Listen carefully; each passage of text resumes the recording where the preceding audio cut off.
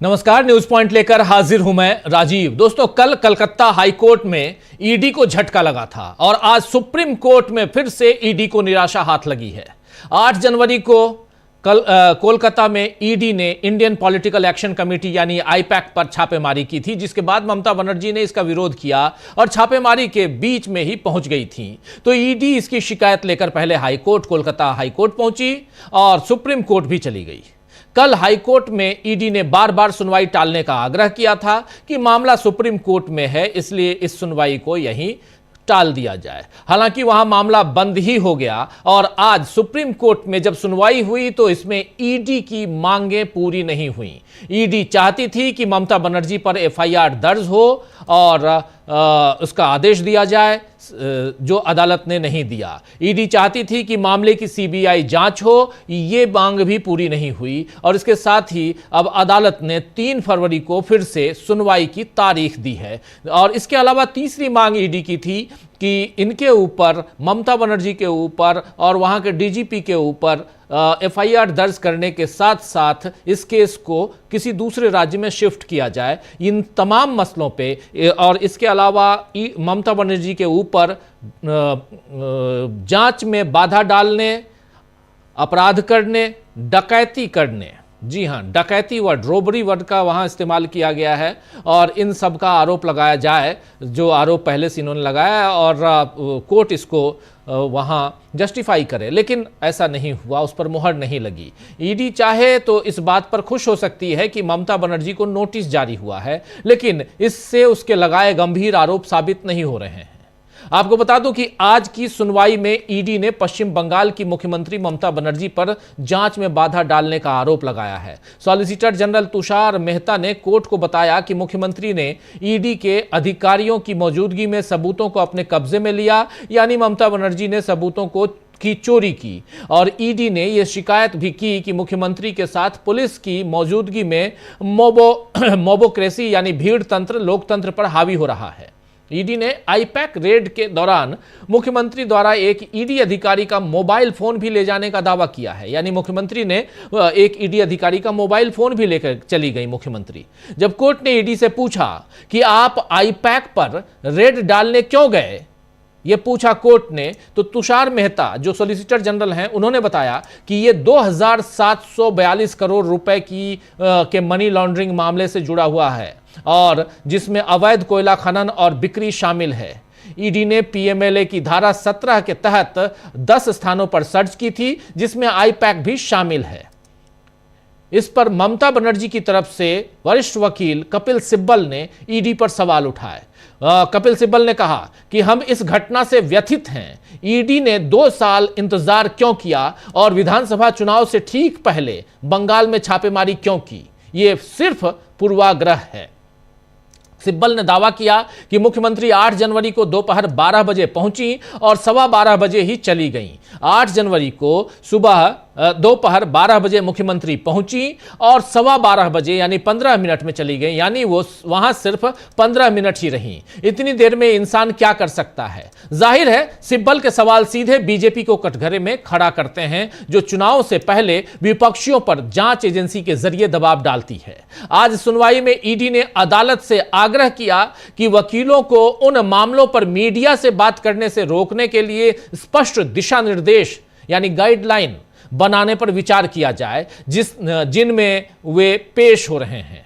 तुषार मेहता ने तर्क दिया कि प्रेस कॉन्फ्रेंस के माध्यम से सार्वजनिक टिप्पणी चल रही कार्रवाई को प्रभावित कर सकती है और न्यायिक प्रक्रिया को कमजोर कर सकती है। इस दलील का जवाब देते हुए कपिल सिब्बल ने कहा कि ऐसा कोई भी प्रतिबंध जांच एजेंसियों पर भी समान रूप से लागू होना चाहिए। साथ ही उन्होंने यह भी कहा कि सीबीआई और ईडी जैसी संस्थाएं नियमित रूप से अपनी पसंद के पत्रकारों को चुनिंदा जानकारी लीक करती हैं। ये जो आखिरी है, सीबीआई और ईडी जैसी संस्थाएं नियमित रूप से अपनी पसंद के पत्रकारों को चुनिंदा जानकारी लीक करती हैं। इस तरह सिब्बल ने ईडी को भी कटघरे में खड़ा कर दिया। वहीं पश्चिम बंगाल सरकार और पश्चिम बंगाल की ओर से और पुलिस डीजीपी की तरफ से पेश हुए वरिष्ठ वकील अभिषेक मनु सिंघवी ने इस बात पर आपत्ति जताई कि सुप्रीम कोर्ट में ईडी की याचिका स्वीकार की गई है। सिंघवी ने बताया है कि एजेंसी इसी मुद्दे पर पहले ही कलकत्ता हाई कोर्ट में याचिका दायर कर चुकी है और उसके बाद ही सुप्रीम कोर्ट में याचिका दी है। सिंघवी ने पीठ से कहा, इस बेंच से कहा, 2 जजों की बेंच थी, कहा कि दोनों याचिकाएं एक जैसी हैं। ईडी एक साथ 2 अदालतों में याचिका नहीं दायर कर सकती, यह सिर्फ अदालती कार्रवाई का दुरुपयोग है। एक साथ आप 2-2 जगह याचिकाएं कैसे दायर कर रहे हैं? उन्होंने अभिषेक मनु सिंघवी ने तर्क दिया कि एजेंसी एक ही समय में 2 संवैधानिक अदालतों में एक ही तरह की राहत की मांग कैसे कर सकती है जो अभी कर रही है। तो कुल मिलाकर आज का दिन भी ईडी के लिए भारी रहा, क्योंकि ममता बनर्जी को गुनहगार दिखाने के लिए उसने जितने तर्क दिए उन्हें अभी वो साबित नहीं कर पाई है। ममता बनर्जी को जो नोटिस जारी हुआ है उसका जवाब क्या आता है ये 3 फरवरी को होने वाली अगली सुनवाई में पता चल जाएगा। लेकिन अभी के लिए ममता बनर्जी की बड़ी जीत है, क्योंकि उन पर एफआईआर करवा कर मामले को आपराधिक बनाने की मंशा पूरी नहीं हो पाई है ईडी की।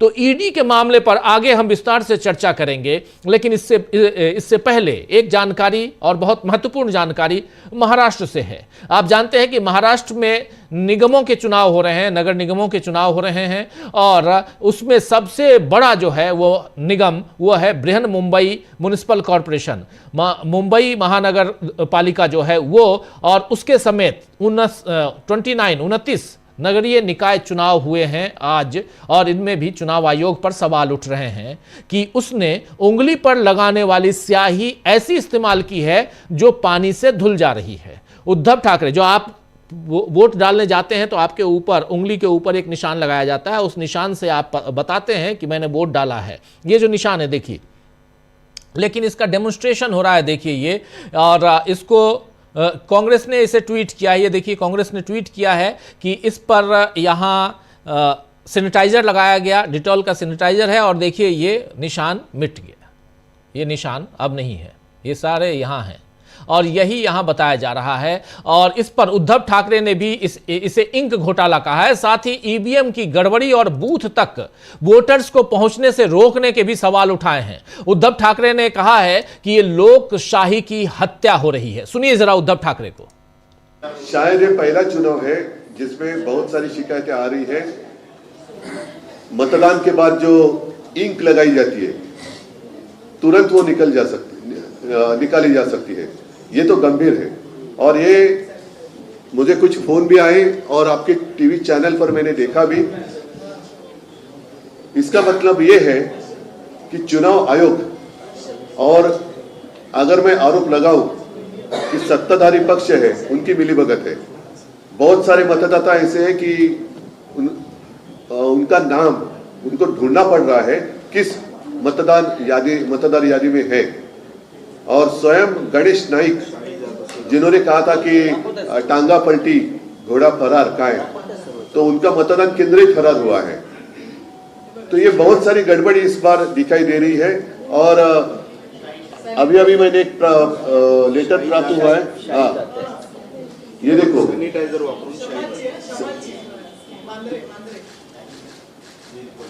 ये बांद्रा में हुआ है। अभी आपको ये इतना दिखाई नहीं देगा, लेकिन वो क्या सैनिटाइजर, नेल पॉलिश रिमूवर, तो चुनाव आयोग ने क्या एजेंसी ली है सैनिटाइजर और नेल पॉलिश रिमूवर की? तो ये तो सीधा लोकशाही की हत्या हो रही है। और दूसरी बात, वो जो लेटर है पोस्टल वोट, उसकी पेटी भी आज खोलने जा रहे हैं।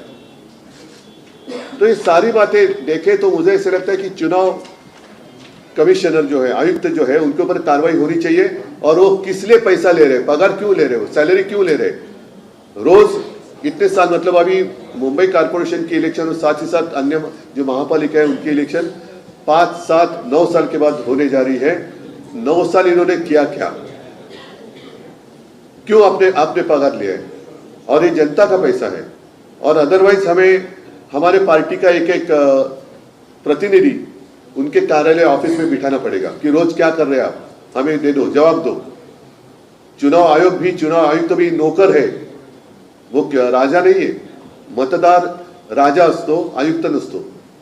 ठीक आहे, तरी सुद्धा मी सर्व जिथे जिथे निवडणुका सुरू आहेत तिथल्या सर्व तो सुन रहे थे आप यहां महाराष्ट्र में आज बीएमसी सहित 29 नगरीय निकाय चुनावों के चुनाव हुए और उसमें धांधली के आरोप लगाए जा रहे हैं। उद्धव ठाकरे की तरफ से, कांग्रेस की तरफ से भी धांधली के आरोप लगाए गए हैं और सबसे बड़ी धांधली यहां बताई जा रही है कि उंगली में जो निशान लगाते हैं, स्याही इंक जो लगाते हैं आप, वो धुल जा रही है। तो ये सबसे बड़ा स्याही घोटाला इसे कहा जा रहा है और लोकतंत्र की हत्या कही जा रही है। सीधे सीधे चुनाव आयोग के ऊपर यहां आरोप लग रहे हैं। अब महाराष्ट्र में क्या धांधली के सहारे बीजेपी जीतेगी, यह देखना होगा। और इन सब के बीच आज सुप्रीम कोर्ट में भी एसआईआर, स्पेशल इंटेंसिव रिवीजन में जो फंसा हुआ मामला है सुप्रीम कोर्ट में, जिसमें इलेक्शन कमीशन के खिलाफ कई सारी याचिकाएं लगाई गई हैं, उस पर भी सुनवाई हुई और उसमें भी पूछा गया कि बिहार में आपने 65 लाख लोगों के नाम कैसे काट दिए। इस सवाल का जवाब भी ढूंढा गया, पूछा गया वहां।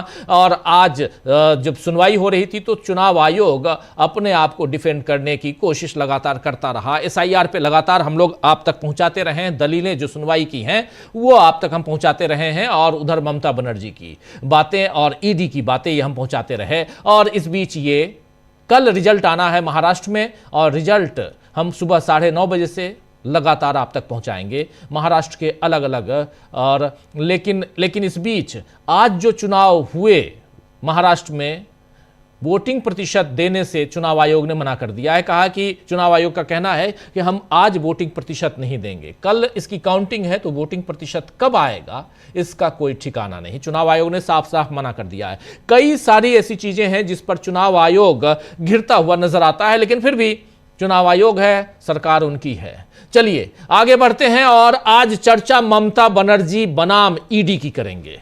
अदालत में आज ममता बनर्जी के सामने फिर नहीं टिक पाई ईडी, इसी की चर्चा करते हैं। हमारे साथ कुछ वरिष्ठ साथी जुड़े हुए हैं, उनसे आपका परिचय करवाता हूं। देखिए इस वक्त 4 वरिष्ठ साथी जुड़े हुए हैं। डॉक्टर राकेश पाठक जी हैं, प्रशांत टंडन जी हैं, मुकेश कुमार सिंह साहब हैं और प्रफुल्ल कोलखियान जी हैं। आप चारों का स्वागत इस्तकबाल है। स्वागत इस्तकबाल आप तमाम दोस्त साथी शुभचिंतक आप सबका जो अब तक जुड़ चुके हैं उनका भी, जो जुड़ने वाले हैं उनका भी। डॉक्टर साहब, डॉक्टर राकेश पाठक जी, इधर ईडी के मामले में हालांकि मैं देखा, हम लोग आज लाइव कर रहे थे, करते ही हैं जब ये मामला ऐसा कुछ स्पेशल मामला रहता है, सुप्रीम कोर्ट में सुनवाई होती है या कोर्ट में कहीं भी। कल वहाँ हो रही थी कलकत्ता हाई कोर्ट में, तो उसकी भी सुनवाई को हम लोगों ने लाइव किया था। और आज इसको लगातार तुषार मेहता जो सॉलिसिटर जनरल हैं भारत सरकार के, तुषार मेहता ईडी की तरफ से खड़े हुए थे, उनके additional solicitor general SB Raju वो भी खड़े थे और इन दोनों ने 3 डिमांड लगातार की। ममता बनर्जी और वहां के डीजीपी के खिलाफ एफआईआर दर्ज कीजिए, इनके खिलाफ आपराधिक मामला दर्ज कीजिए, सीबीआई जांच करवाइए और ये केस बाहर लेके आइए, वही हो, क्योंकि ये पश्चिम बंगाल में हम लोग इस केस की सुनवाई नहीं कर सकते हैं। कुछ भी यहां नहीं टिका, अभी तक कुछ भी नहीं। हालांकि कई जगह है, 2 जजों की बेंच है जिसमें जस्टिस पीके मिश्रा हैं, जस्टिस विपुल पंचोली हैं। विपुल पंचोली पिछले दिनों काफ़ी चर्चा में रहे हैं, आप लोग जानते हैं। खैर, लेकिन ये दोनों जजों की बेंच, और इसमें विपुल पंचोली ने तो एक बार भी कुछ नहीं कहा, बट पीके मिश्रा कई जगह तुषार मेहता और एसबी राजू को डिफेंड करते हुए नजर आए। चलिए, वो होता है, आसंदी पे, बेंच पे आप बैठे हैं, आपको जो अच्छा लगता है, जो दलीलें अच्छी लगती हैं उसके साथ आप हामी जताते हैं। लेकिन जब यहाँ पर जो आज ऑर्डर दिया गया है उसमें साफ साफ कहा गया है कि 2 सप्ताह के अंदर ममता बनर्जी जवाब दें, जितना भी पक्ष है जिस पे ईडी का। दूसरा, 3 तारीख को अगली सुनवाई है, उससे 3 तारीख तक ईडी के खिलाफ जो 4 एफआईआर है उसको स्थगित रखा जाएगा, निलंबित रखा जाएगा, सस्पेंड रखा जाएगा कह सकते हैं, और 3 तारीख तक। और तीसरी बात यहां पर कि इसके अलावा जो तीसरी बात जो इंपॉर्टेंट है, जिसको मैं देख रहा हूं कि आप लोग भी देख रहे होंगे, लगातार मीडिया में यहां बताने की कोशिश हो रही है कि ममता बनर्जी की बहुत बड़ी हार हो गई, फंस गई ममता बनर्जी, वो यहां दिखाई नहीं दे रही है। जो महत्वपूर्ण है यहां कतई नहीं दिखाई दे रही है, बहुत करने के बाद भी। इधर से जो वकील थे उसमें कपिल सिब्बल थे, अभिषेक मनु सिंह भी थे, कल्याण बनर्जी थे, ये तमाम वकील थे, वरिष्ठ वकील वहां मौजूद थे। ईडी के मामले में आज एक घटना और घटी है, वो है उधर झारखंड में। ईडी छापेमारी के लिए पहुंचती है कहीं, सामने वाला जो है वो पुलिस में शिकायत करता है कि वो आकर हमारे यहाँ मारपीट करके गए हैं, और ईडी के खिलाफ एफआईआर वहां की पुलिस दर्ज करती है। यानी एक एफआईआर झारखंड में भी आज दर्ज की गई है। जांच एजेंसी है डॉक्टर साहब, मामला सुप्रीम कोर्ट में, हम ज्यादा खुल के इस पे बात नहीं कर सकते, ये जानता हूं मैं, दायरा हमारा भी है। लेकिन यहां पर सवाल यह है कि चुनाव के वक्त और जहां पर विपक्षी दलों की सरकारें हैं, वहां पे अगर आप इस ढंग से करेंगे, एक बहुत ही शानदार जांच एजेंसी है, इसकी हम लोग तारीफ कर सकते थे, लेकिन लगातार पिछले 10 साल से जो हम लोग देख रहे हैं, उसमें फिर खुल के बोलना तो पड़ेगा कि आप आखिर कर क्या रहे हैं। चुनाव के समय ही क्यों जाते हैं आप आखिर क्यों विपक्षी दलों के ऊपर ही? बीजेपी के कितने नेताओं के खिलाफ ईडी की कार्रवाई हुई है, आपको याद है क्या? आप लोगों में से किसी को भी?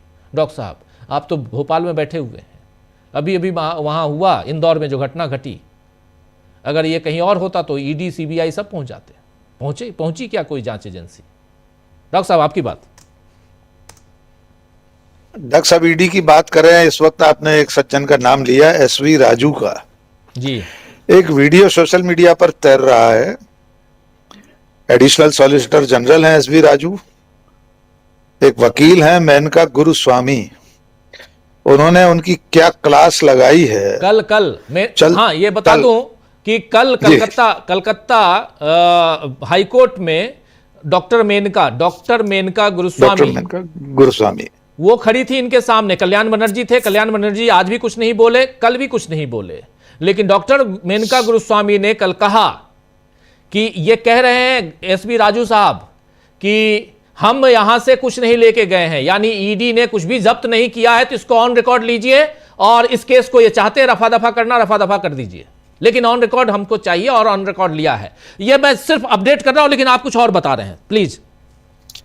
मैं सर ये बता रहा था कि मेनका गुरुस्वामी ने मुख्यमंत्री के लिए जिस तरह के शब्दों का, जिस तरह की भाषा का इस्तेमाल कर रहे थे एसवी राजू, उस पर जो तेवर दिखाए ऑन स्क्रीन, उन्होंने जिस तरह से लताड़ लगाई है, मैं उम्मीद करूंगा कि 1-2 मिनट बाद हमारे साथी इस वीडियो को दिखा दें, मैंने भेज दिया है जी। देश को यह जानना चाहिए कि जो लोग कानून की रखवाली के लिए सरकार की तरफ से तैनात हैं, वे इस तरह से सिर्फ इसलिए किसी मुख्यमंत्री का नाम अशालीनता से नहीं ले सकते कि वो दूसरी पार्टी का है। उनकी जिम्मेदारी कानून के प्रावधानों के अंतर्गत चीजों को रखना अदालत के सामने। ठीक है, वे सरकार और सरकार की एजेंसियों के हिमायती, उनके पैरोकार बनकर ही अदालत में खड़े हैं, लेकिन इससे आपको यह हक नहीं मिल जाता कि आप, ये वीडियो है, हम चाहेंगे थोड़ा सा ऊंची आवाज में इसको सुनवा दिया जाए देश को। जी, जरा साउंड के साथ इसको ले आइए, साउंड के साथ ले आते हैं, अभी लाते हैं डॉक्टर साहब। जी, हाँ, बिल्कुल। तो एक मिनट डॉक्टर साहब, आपको रोकना चाहता हूं, चलिए इसको सुन लेते हैं। Please mute yourself then. Please mute yourself. Please mute yourself. All right? This is unbecoming conduct. And the next time you want to, as law officer, refer to a sitting chief minister by her name, give her the dignity of calling her the chief minister of a state, a multi-term chief minister. There is a certain decorum to be maintained in a courtroom, Mr. Raju. I want to be clear here. This is what I'm... तो सुन रहे थे यहां, और कल हम लोगों ने जब लाइव हम लोग कर रहे थे, तब भी हम लोगों ने भी मेंशन किया था, हालांकि तब चूंकि ये लाइव स्ट्रीमिंग हम नहीं दिखा रहे थे, लेकिन इन्होंने साफ कहा था, डॉक्टर मेनका गुरुस्वामी जो सामने स्क्रीन पर दिखाई दे रही है, इन्होंने साफ साफ कहा था कि मुख्यमंत्री हैं, संवैधानिक पद पर हैं वो, और जो अभी आपने सुना भी, वो संवैधानिक पद पे हैं, और एक डेकोरम होना चाहिए, एक इज्जत होनी चाहिए, इज्जत दी जानी चाहिए। आप क्या ममता कह रहे हैं? एसबी राजू सामने दिखाई दे रहे थे दूसरे साइड, और एसबी राजू बार बार टोका टाकी कर रहे थे, इसमें भी देखिए टोका टाकी कर रहे हैं, और पहले भी कर रहे थे, और आज इन्होंने, ये इसलिए मेंशन करना यहां जरूरी है कि आज इन्होंने कोर्ट में, सुप्रीम कोर्ट में कहा है कि हमें वहां ठीक से अपनी दलील पेश करने की इजाजत नहीं दी गई, वो कोर्ट, कलकत्ता हाई कोर्ट से हमें उम्मीद नहीं है। सुप्रीम कोर्ट में कहा जा रहा है, सुप्रीम कोर्ट में ये कहा जा रहा है कलकत्ता हाई कोर्ट से, भाई आपके ही कलीग हैं वहां बैठे हुए, और वहीं से आपके कलीग ही आकर यहां संसद में भी बैठ गए हैं। जॉक साहब जी जी जी बिल्कुल, उसी कलकत्ता हाई कोर्ट से सम्मानीय न्यायमूर्ति चंद दिन पहले इस्तीफा देकर भारतीय जनता पार्टी की सदस्यता लेते हैं और फिर सांसद बन जाते हैं। और डॉक्टर साहब, सुप्रीम कोर्ट में भी तो ऐसे ही हाई कोर्टों से पदोन्नत होकर लोग पहुंचेंगे जिन पर आज की तारीख में सॉलिसिटर जनरल को या एडिशनल सॉलिसिटर जनरल को भरोसा नहीं हो रहा है कि कलकत्ता हाई कोर्ट पर भरोसा नहीं किया जा सकता। कल उन्हीं में से कोई सुप्रीम कोर्ट पहुंचेगा और सामने ऐसी किसी आसंदी पर बैठा होगा। इसलिए डॉक्टर मेनका गुरुस्वामी का ऐतराज बिल्कुल वाजिब था। उन्होंने ये भी कहा कि मल्टी टर्म चीफ मिनिस्टर हैं, कई बार के मुख्यमंत्री, आप इस तरह से अशालीनता से उनका नाम नहीं ले सकते। लेकिन डॉक्टर साहब, सुप्रीम कोर्ट में आप जो कुछ हो रहा है, ईडी को लेकर जो बात हो रही है, ईडी की कार्रवाइयों को लेकर जो बहस मुबाहिसा हो रहा है, उससे देश के सामने एक बार फिर यह साबित हो जाएगा, अगर सुप्रीम कोर्ट ने बिल्कुल न्याय संगत तरीके से दूध का दूध पानी का पानी करने की कोशिश की, फैसला सुनाते समय कोरे प्रवचन नहीं दिए और ये देखने की कोशिश की कि हर राज्य में चुनाव से पहले ईडी कैसे भागी दौड़ी पहुंच जाती है, कैसे सिर्फ 2.5-3-5% लोग बीजेपी या दूसरे होंगे, बाकी 95% लोग पिछले 10 सालों में ईडी के मारे हुए वे हैं जो दूसरे दलों के नेता हैं, मुख्यमंत्री हैं, सांसद हैं, विधायक हैं या बाकी लोग जो दूसरी पार्टियों से जुड़े हैं। अगर सुप्रीम कोर्ट इस बात पर गौर करेगा कि 1-1.5% से भी कम का सजा दिलवाने का रिकॉर्ड है ईडी का, तो वो ये जरूर देखेगा कि पश्चिम बंगाल के चुनाव से पहले ममता बनर्जी के राजनीतिक रणनीति बनाने वाली एजेंसी पर छापा क्यों पड़ा है, क्या लेने गए थे वहां पर। और जिस तरह की बातें हो रही हैं कि ईडी के एक अधिकारी का मोबाइल छीन कर ले गई ममता बनर्जी, ये सारी गतिविधियां ये बता रही हैं कि बीजेपी और सत्ता में बैठे लोगों के मन में जो हवस है चुनाव जीतने की, वो सारी सीमाएं पार कर चुकी है और उसी के लिए इन सारी एजेंसियों का इस्तेमाल हो रहा है। विडंबना यह है डॉक्टर साहब कि अब सुप्रीम कोर्ट पर भी बहुत ज्यादा भरोसा लोगों को नहीं होता। बीच बीच में एक आध फैसले से भरोसा बनता है, फिर कुछ ऐसा हो जाता है कि भरोसा डामाडोल होने लगता है। अब ईडी के इस छापे को लेकर जो सुनवाई आगे चलेगी, उसमें सामने आएगा कि आज जिस तरह उन्होंने डिफेंड करने की कोशिश की न्यायमूर्ति गणों ने, ये भी उनका काम नहीं था। सरकारी वकीलों का काम है अपने पक्षकार का पक्ष रखना, लेकिन जब तक किसी अंतिम निर्णय पर नहीं पहुंचा जा रहा, उससे पहले अगर माननीय न्यायमूर्ति गण सरकार और सरकारी वकीलों की हिमायत में खड़े हो जाएंगे तो मुकदमे का संतुलन शुरू से गड़बड़ा जाएगा। मुझे लगता है अभी आगे और सुनवाइयों में कुछ और बातें खुलकर सामने आएंगी।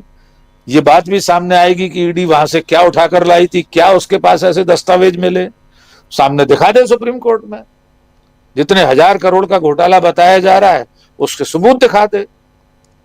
फिर वो ममता बनर्जी के लिए भी एक जिम्मेदारी है डॉक्टर साहब, वे जो कह रही कि उनके पास कोई पेन ड्राइव है, तो ये दूर से बंदर घुड़की से काम नहीं चलेगा। अब उनको भी दिखा ही देना चाहिए पेन ड्राइव। हो सकता है उन्होंने उसके लिए कोई टाइमिंग सोच रखी हो कि एन चुनाव से पहले दिखाएंगे अमित शाह के बारे में जो भी चिट्ठा होगा। अब वो कच्चा चिट्ठा है कि पक्का चिट्ठा है, ममता बनर्जी जाने। लेकिन बंगाल की लड़ाई राजनीतिक से ज्यादा अब सरकार और सरकारी एजेंसियां वर्सेस टीएमसी या ममता बनर्जी बनती जा रही है। जी डॉक्टर साहब। जी बिल्कुल बिल्कुल। प्रशांत जी, इस पूरे मसले को कैसे आप देखते हैं? सुप्रीम कोर्ट की सुनवाई को आपने भी बहुत नजदीक से देखा है और इसमें सुनवाई में जो भी दलीलें पेश की गई, जो कुछ हुआ है, लेकिन ओवरऑल जांच एजेंसियों और उसके ऊपर इस ढंग से अगर प्रहार हो रहा है तो जांच एजेंसियों को भी सोचना तो चाहिए कि आखिर चल क्या रहा है, कर क्या रहे हैं, क्या कर रही हैं ये। देखिए, आज मैं सुनवाई सुन रहा था। इस पूरे मामले में आज इस पूरे मुकदमे की हवा निकल चुकी है। 2-3 बातें। अब ये जो मुकदमा बचा है, जो 2 फरवरी को आएगा, 3 को जी। अब उस, हाँ, 2 हफ्ते बाद आएगा, जी तो 2 सप्ताह के बाद इसमें कुछ बचा नहीं है।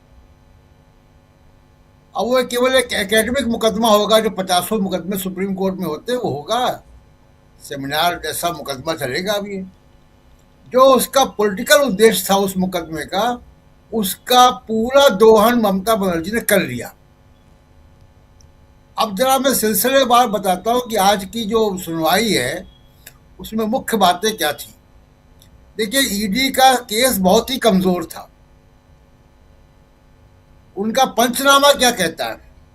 जो पंचनामा किया जाता है जब आप कहीं रेड मारते हैं, पंचनामा कह रहा है कि जी कोई जो हमारा इंस्पेक्शन था, जो रेड थी, जो तलाशी अभियान था, वो बहुत सुचारू रूप से चला, उसमें कोई व्यवधान नहीं था, हमने कोई चीज जब्त नहीं की है, ना डेटा जब्त किया है, ना कोई सामान जब्त किया है, ना कोई इक्विपमेंट जब्त किया है। ये पंचनामा है जिसमें कि 5 लोगों के दस्तखत हैं, ईडी के भी अधिकारियों के दस्तखत हैं। और पिटीशन फिर किस बात की, जब पंचनामा आपका ये कह रहा है? पिटीशन में आप ममता बनर्जी पे आरोप लगा रहे हैं। पंचनामा आपका कह रहा है कि बिल्कुल सुचारू रूप से चला, कोई उसमें व्यवधान नहीं था।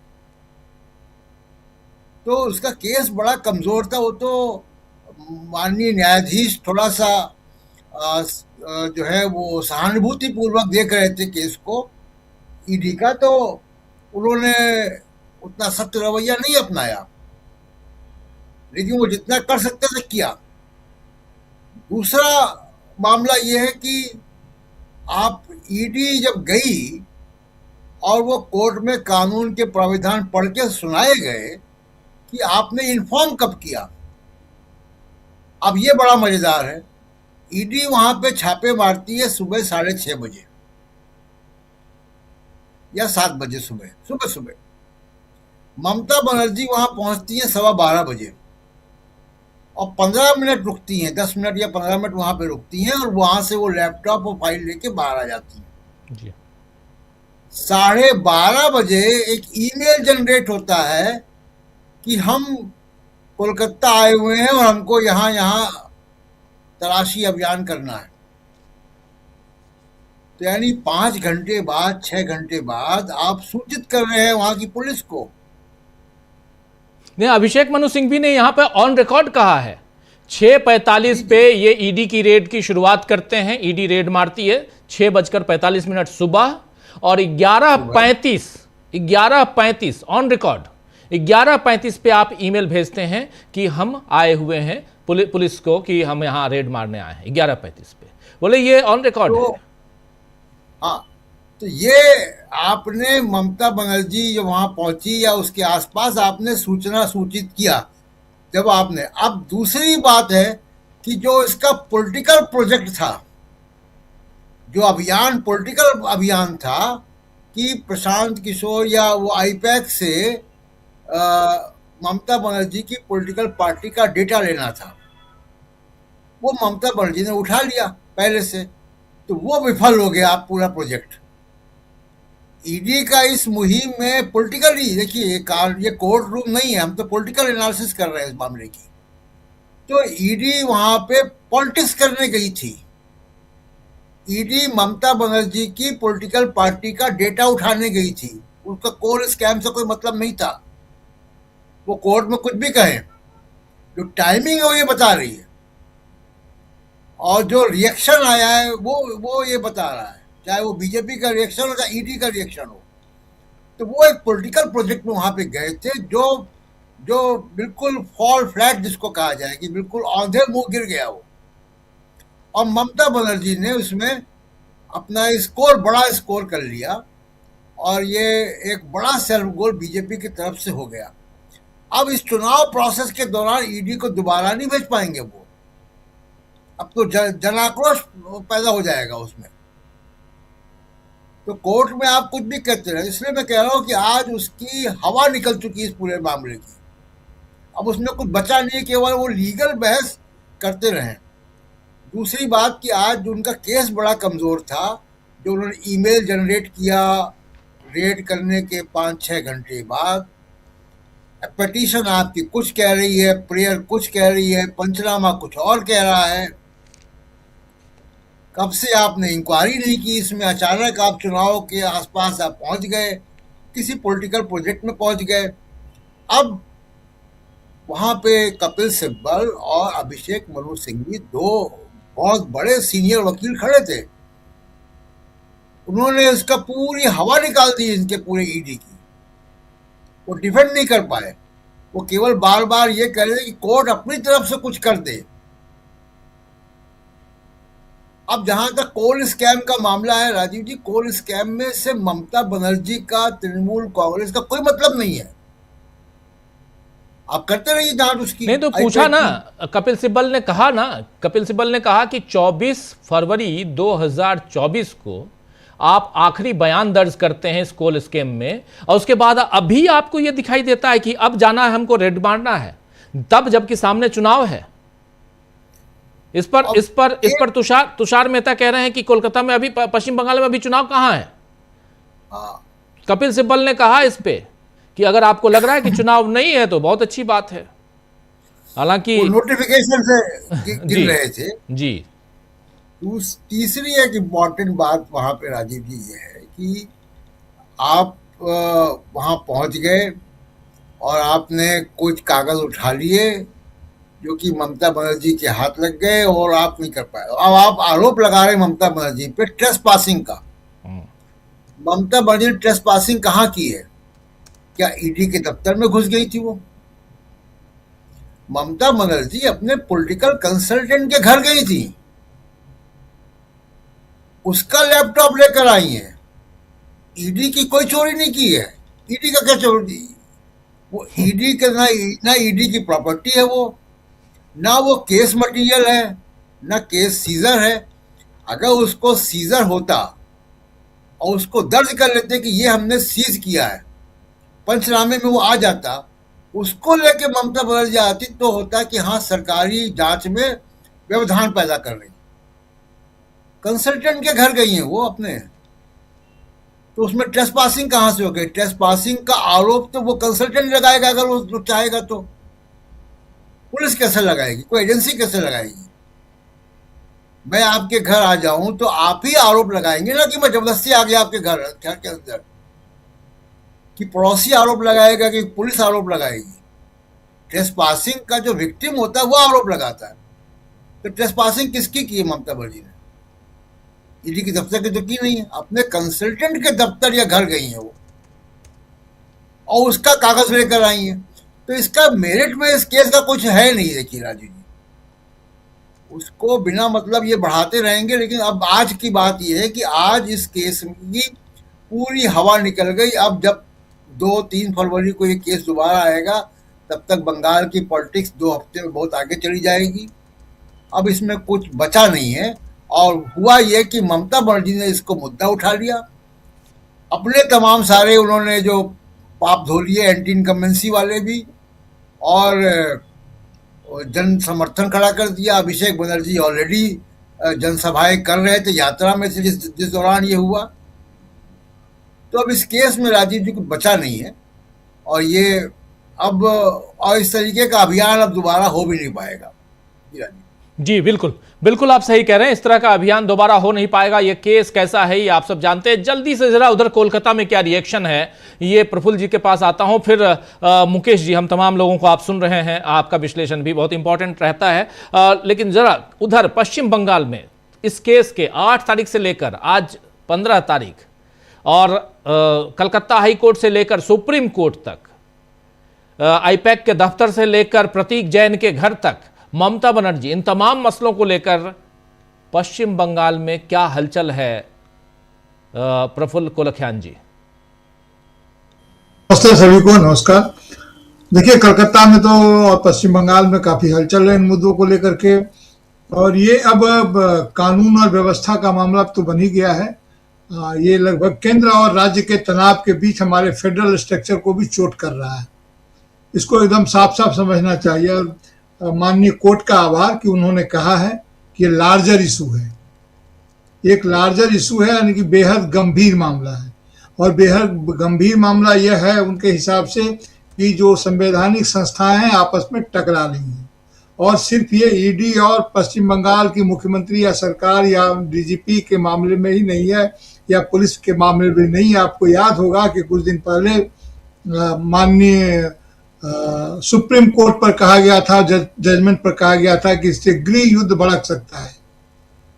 तो जब सुप्रीम कोर्ट को भी ये कहा गया और माननीय सांसद ने कहा था, शायद याद होगा, कि गृह युद्ध भड़क सकता है, और आज सुप्रीम कोर्ट कह रहा है कि कानूनहीनता की स्थिति इससे उत्पन्न हो सकती है, कानून व्यवस्था की स्थिति इससे उत्पन्न हो सकती है, खतरे में पड़ सकती है, यानी कि संवैधानिक संस्थाएं अपनी अपनी सीमाओं को लांघ रहे हैं।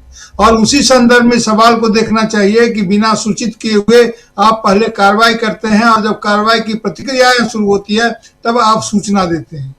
बिना सूचना के कोई आए और संबंधित विभाग को सूचना कम से कम नहीं दे, कैसे ये मान लिया गया कि पुलिस को सूचना देना यानी कि संबंधित व्यक्ति को सूचना देने जैसा है? पुलिस तक को सूचना नहीं, और आप करने गए हैं तो जाहिर है कि अज्ञात लोग ही आपको माना जाएगा। और अज्ञात लोग अगर किसी के घर में या कहीं पर इस तरह से घुसेंगे तो जो उन पर धाराएं लगेंगी, वो धाराएं जो समझा जाएगा वो बात समझी गई। तो बंगाल में यह परसेप्शन बिल्कुल ही, प्रशांत सर सही बात कर रहे थे कि इसका पॉलिटिकल जो लोग करना चाहते थे, लीगल फाइट अभी चलेगा, कॉन्स्टिट्यूशनल फाइट भी चलेगा, क्योंकि स्टेट निश्चित रूप से ये बड़े इसकी तरफ बढ़ रहे हैं, क्योंकि स्टेट और संघ सरकार और जो राज्य सरकार है इसके बीच में इसको फिर से रिश्तों को पुनर्परिभाषित किया जाएगा। वो जब एक समय में जो सरकारिया आयोग की जो स्थिति थी उसकी यादें फिर जागेंगी, और फिर नए तरह के फैसले कोर्ट के तरफ से ही आएगा, क्योंकि यह बेसिक स्ट्रक्चर से जुड़ता हुआ मामला बनता जा रहा है। क्योंकि आप राज्य की संस्थाओं को भी ध्यान में नहीं रखेंगे तो इस तरह का फैसला होगा। पॉलिटिकल परसेप्शन के रूप में ये लोग भले ही गाल बजा रहे हैं, कह रहे हैं कि हम जीत गए या हमारे पक्ष में आया, लेकिन असल बात यह है कि ये पूरा का पूरा ईडी के खिलाफ गया है। अब किसके खिलाफ, आईपैक के खिलाफ गया, ममता बनर्जी या सरकार के खिलाफ गया, यह अलग बात है, लेकिन इनका रवैया जो दर्शाया गया, माननीय ने कहा कि आप एक सिटिंग मुख्यमंत्री को इस तरह की भाषा का इस्तेमाल कोर्ट में नहीं कर सकते हैं, ये कोई मैदान तो है नहीं, तो हर जगह को इन्होंने बना दिया है। तो ये एक बहुत बड़ा मामला हो गया है, और एसआईआर को लेकर के काफी तनाव, यहाँ पर सुनवाई चल रही है, काफी तनाव लोगों के मन में है, आसपास में है। 2-3 जगह बड़ी बड़ी घटनाएं हो गई हैं। कहीं बीएलओ को बंद कर दिया घर में, इसको बंगला में बोलते हैं अटका देना, अटका दिया गया है पंचायती सीमा में। कहीं बीएलओ के बाहर में, जहां पर बीएलओ सुनवाई कर रहे हैं, वहां पर भारी अफरा तफरी मची है। उत्तर दिनाजपुर में उस इलाके में इस बात को लेकर के भी काफी बची है, बीडीओ के घर में और भी ये हुआ है, और भारतीय जनता पार्टी के साथ बीडीओ भी वहां पर हैं, और ये क्या उसको बोलते हैं, एमएलए हैं। तो काफी अफरा तफरी मच रही है। लोगों को लग रहा है कि जानबूझ करके इनको परेशान किया जा रहा है। लोगों का कहना यह है कि हमारे नाम वाम जब सब सही थे फिर से भरे गए, फिर आप क्यों हमको नोटिस दे रहे हैं, फिर क्या सुनवाई कर रहे हैं।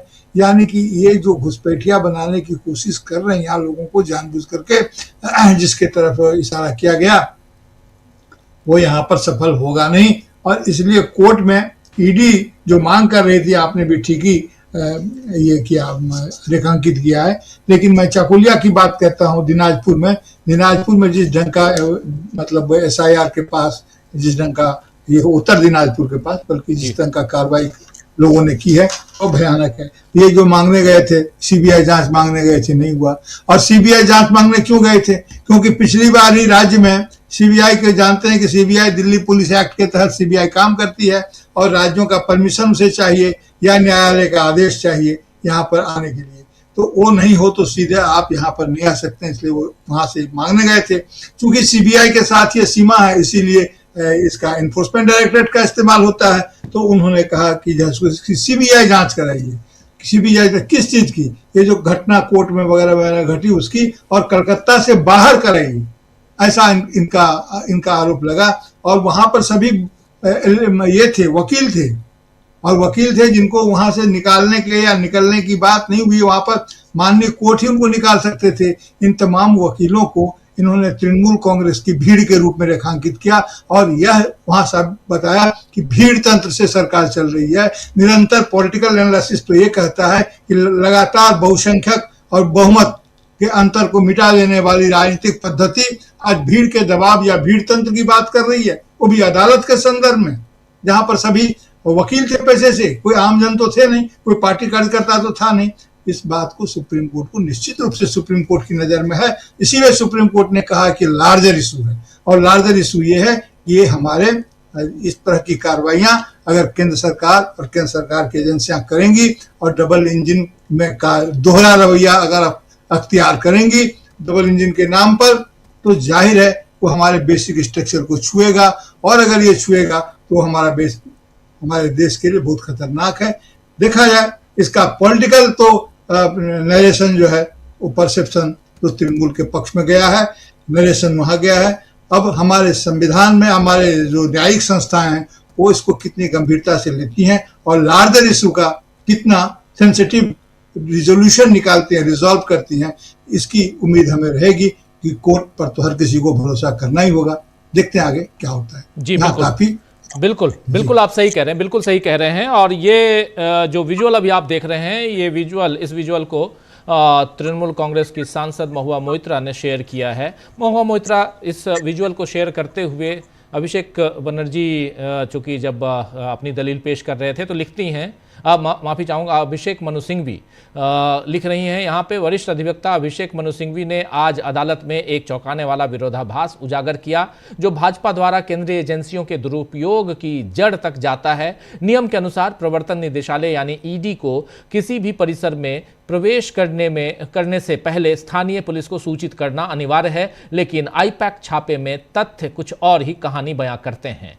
क्या यहाँ उसके आगे लिखती हैं कि ईडी सुबह 6:45 पर आईपैक कार्यालय में दाखिल हुई। स्थानीय पुलिस को सुबह 11:30 बजे सूचित किया गया, यानी तो 6 साल तक कार्रवाई में देरी करने के बाद ईडी को अचानक अत्यावश्यकता का एहसास हुआ, लेकिन फिर भी उसने कानून का पालन करने में 5 घंटे अतिरिक्त का समय लिया। ये यहाँ पर कह रही हैं महुआ मोइत्रा, और उस वीडियो को शेयर करते हुए। और इसके बाद आगे लिखती हैं महुआ मोइत्रा कि ये प्रवर्तन नहीं है, ये डराना धमकाना है, ये प्रक्रिया नहीं है, ये राजनीतिक प्रतिशोध है। जब नियमों को मनमाने ढंग से तोड़ा जाता है और एजेंसियां पहले कार्रवाई करती हैं और बाद में उसे सही ठहराती हैं तो लोकतंत्र ही खतरे में पड़ जाता है। संदेश स्पष्ट है, विरोधियों के लिए कानून और भाजपा के लिए स्वतंत्रता। ये बात यहां लिख रही हैं। और इसके साथ साथ इस वीडियो को फुल स्क्रीन ले आइए। साउंड थोड़ा सा सिंबॉलिक ही सही, लेकिन जरा सुन ले क्या बातचीत चल रही है। My learned friend, I heard Mr. Mehta making what again is I can ascribe to mildly to wrong instructions. He said we informed them, and I believe I heard the word yesterday. I mean the day before the event happened. I may have been wrong. I may not have heard you correctly. In which case I'm wrong. Well, it's the first and only intimation came from a casual email. Email can't be casual and non-casual. That's what the intimation was by email. Have you heard my sentence fully? No, have you heard my sentence? You realize? I mean, you don't be presumptuous, Mr. Mehta. You started your search at 6:45. The email is 11:30. In which calendar, from which Gregorian or non-Gregorian calendar does 11:30 happen before 6:45? I'd like to understand that.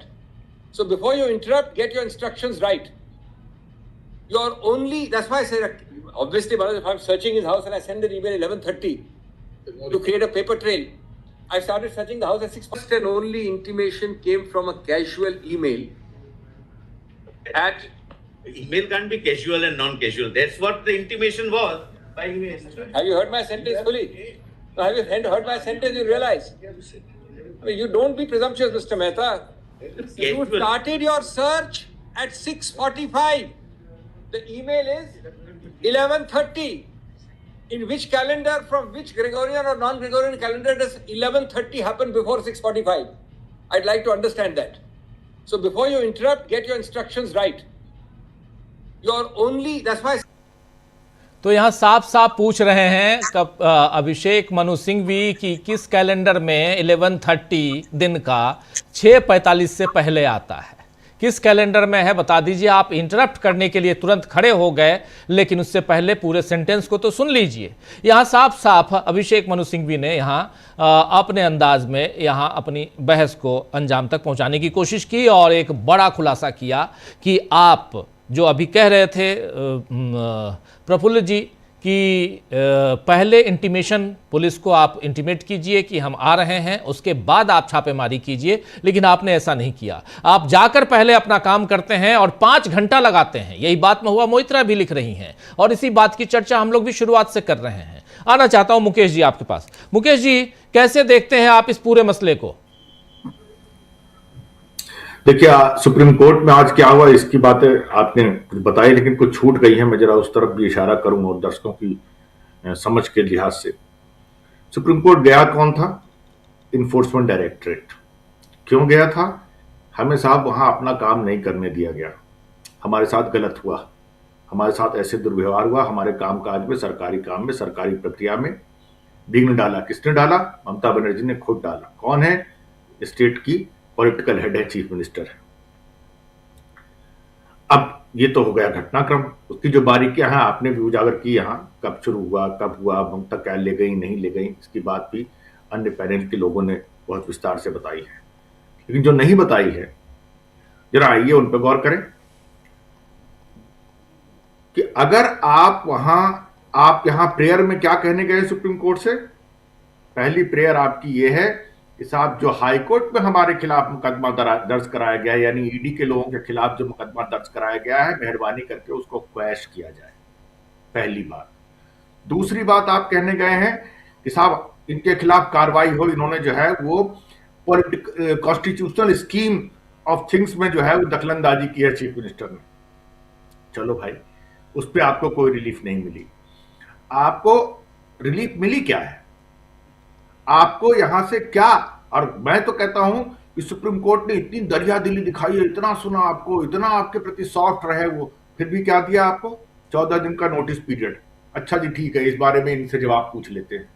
तो ये प्रशांत की analysis ठीक है, मैं उससे सहमत हूं कि इसमें निकलना जाना कुछ नहीं है, लेकिन ये मूर्खता उन हुक्मरानों की है जो ईडी के पीछे खड़े हैं कि आप बाकायदा प्रॉपर तैयारी करके क्यों नहीं जाते? क्या आपको आज तक इस बात का शऊर नहीं है कि कानून क्या कहता है, कानूनी प्रक्रिया क्या है? क्यों आपको ये नहीं पता कि हमें कब पुलिस को इंटीमेट करके जाना चाहिए और कब आप इंटीमेशन दे रहे हैं? और वहां जाकर के आपने 5 घंटे की रेड करने में मतलब भर की सारी बातें जान ली, वसूल ली, कर ली, फिर भी आप वहां अटके थे। क्यों? ममता बनर्जी के आने का इंतजार कर रहे थे क्या? ये तमाम बातें सुप्रीम कोर्ट में बैठे हुए जज हुक्मरान समझ रहे थे, लेकिन उनका रवैया क्या था? वो हर तरीके से ईडी का साथ देना चाहते थे, लेकिन उनको जगह नहीं मिल रही थी। क्या कहते हैं? किस तरह के जजेस की टिप्पणी है ऑन द रिकॉर्ड कि साहब इससे जो है वो बहुत बड़ा कॉन्स्टिट्यूशनल डेंजर पैदा हो जाएगा। सरकार अगर काम करने जा रही है, सरकारी एजेंसी अगर काम करने जा रही है, तो उसके जो अधिकार है उसकी तो दुहाई दे रहे हैं जज साहब इनकी दलीलों में हाँ में हाँ मिलाते हुए, लेकिन एक इंडिविजुअल की क्या उसके हक है उसकी बात क्यों नहीं की? अगर आप इंसाफ देने की कुर्सी पर बैठे हैं तो आपको दोनों पक्षों का गुनाह देखना चाहिए। और बीजेपी से इतनी बड़ी मूर्खता हुई है। एक तो उन्होंने ईडी को इस तरीके से ऐन वक्त पे भेजा क्योंकि अभी तक उनका कभी इस तरह से वास्ता नहीं पड़ा था उनकी ईडी का, जो ममता जी ने यहां दिखाया। लेकिन दूसरी तरफ क्या हुआ? दूसरी तरफ यह हुआ कि ममता को जो पॉलिटिकल माइलेज से मिलना था, ठीक है, अपनी जगह पे मिला, लेकिन कल्पना कीजिए कि जिस दिन ईडी ने ये सब कुछ किया, ममता सड़क पे उतर आए, अगर उसी दिन बीजेपी के हुक्मरानों ने हिम्मत दिखाई होती और पश्चिम बंगाल की सरकार को भंग कर दिया होता, कहा होता कि कॉन्स्टिट्यूशन मशीनरी जो है यहाँ ब्रेकडाउन हो गई और हम यहाँ राष्ट्रपति शासन लगा रहे हैं, चाहे नहीं वो सारा वो भी तो प्लान ए बी सी उन्होंने प्लान नहीं कुछ कर रखा था। क्यों? क्योंकि वो लीगली साउंड जगह पे नहीं थे। उनका काम था खाली ट्रॉमेटाइज करना अपने पॉलिटिकल अपोनेंट को। लेकिन वो ममता बनर्जी है, उनका अपना राजनीति करने का तरीका है, सड़क पे उतरने का तरीका, और उन्होंने दिखा दिया। जिस एनालिसिस की तरफ प्रशांत इशारा कर रहे थे शुरुआत, उन्होंने वो मार्जिन वो चीज कैसे ले ली। आज मुझे सुप्रीम कोर्ट की कार्रवाई आपने लाइव की है, मैंने भी सुना है उसको, मुझे तो कहीं से नहीं लगता कि इन जजेस ने, ठीक है, दूध का दूध और पानी का पानी करने वाला कोई रवैया अपनाया हो। मैं इनकी पर्सनल इंटीग्रिटी, इनके पॉलिटिकल बिहेवियर, ये कैसे आए यहां तक पहुंचे, मैं इस पे नहीं जाना चाहता। मैं ये देखना चाहता हूं कि आपने कोर्ट में किस तर्क को, किस तवज्जो को, किस दलील को किस नजर से देखा। मेरे लिए सिर्फ इतनी बात महत्वपूर्ण है। फैसला तो आपने अभी दिया ही नहीं, आगे क्या देंगे?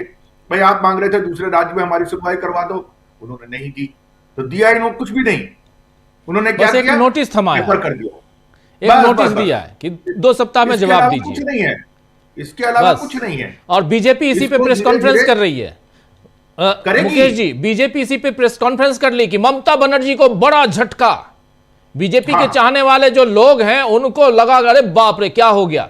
लेकिन यहां जो ईडी मांग रहा था, ईडी की जो डिमांड थी, उस डिमांड को फुलफिल तो नहीं किया कोर्ट ने। कोई चीज, एक चीज नहीं हुई भाई। या तो आपकी एफआईआर क्वैश करने के बाद सुप्रीम कोर्ट ने कह दी होती, सुप्रीम कोर्ट हाई कोर्ट से बहुत ऊपर है, वो आपकी बात नहीं सुनी गई। दूसरे राज्य में सुनवाई की बात आपकी नहीं सुनी गई। आपकी बात कौन सी सुनी गई वहां जिसको आप विक्ट्री बता सकते हैं अपनी?